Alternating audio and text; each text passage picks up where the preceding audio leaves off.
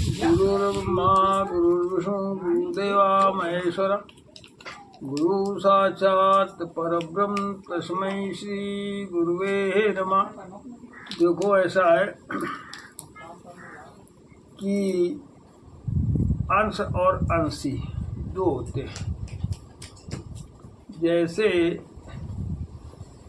नदियाँ, सभी नदियाँ समुद्र की ओर बहती हैं। क्यों? नदियाँ अंश हैं और समुद्र अंशी है। अग्नि सूर्य की तरफ बढ़ती है क्योंकि अग्नि अंश है और सूर्य अंशी है। पत्थर पृथ्वी की तरफ बढ़ता है, पत्थर अंश है और पृथ्वी अंशी है। इसी तरीके से मनुष्य भगवान का अंश है, भगवान अंशी है। तो मनुष्य को भगवान की तरफ बढ़ना है। अब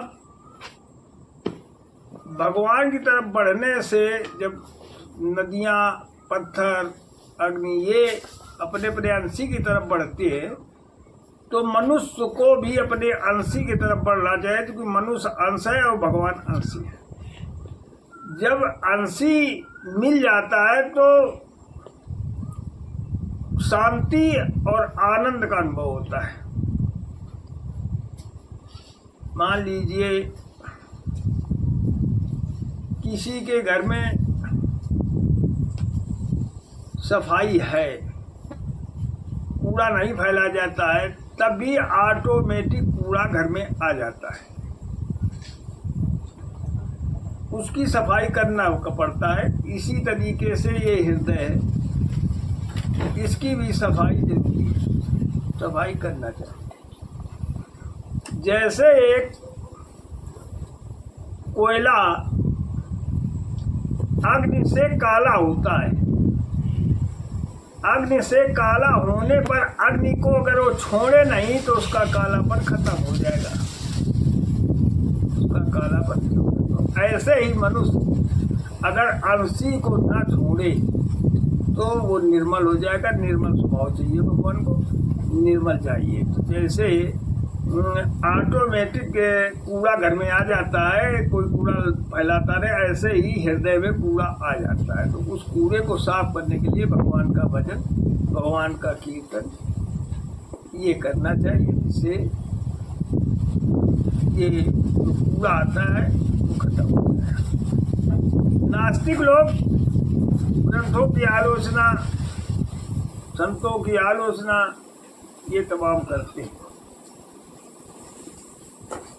तो जब उनकी आलोचना करेंगे, उनकी अंशी की तरफ नहीं बढ़ेंगे तो इससे कष्ट होता है, कष्ट मिलेगा, अशांति जीवन में रहेगी। ईश्वर को प्राप्त करने के लिए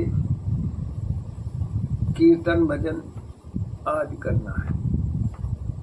तो मेरा यही बार बार निवेदन है कि भगवान अंशी है तो हम अंश हैं, तो हमको भगवान की तरफ बढ़ना है और भगवान को प्राप्त करना है। जब भगवान प्राप्त हो जाते हैं तो अपने आप हृदय में खुशियाँ और आनंद मिलने लगता है। और आनंद और खुशियों के लिए संसार परेशान है कि हमको आनंद चाहिए, शांति चाहिए। तो ये केवल भगवान के चरणों में ही है। तो हमको भगवान के चरणों का सहारा लेना चाहिए जहाँ शांति मिले।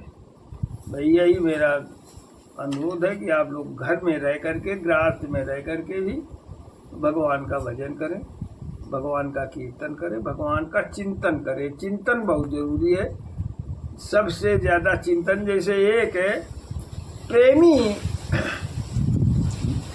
एक प्रेमी किसी से प्रेम करता हो तो प्रेम करने से उसके अगर कष्ट है, अगर वो कष्ट वाला व्यक्ति उससे, प्रेमी से ना कहे कि हमारे पास एक कष्ट है, तब भी अगर उनको ये मालूम हो जाता है कि इनको कष्ट है तो वो भरसक प्रयास करता है उसके कष्ट के निवारण के लिए।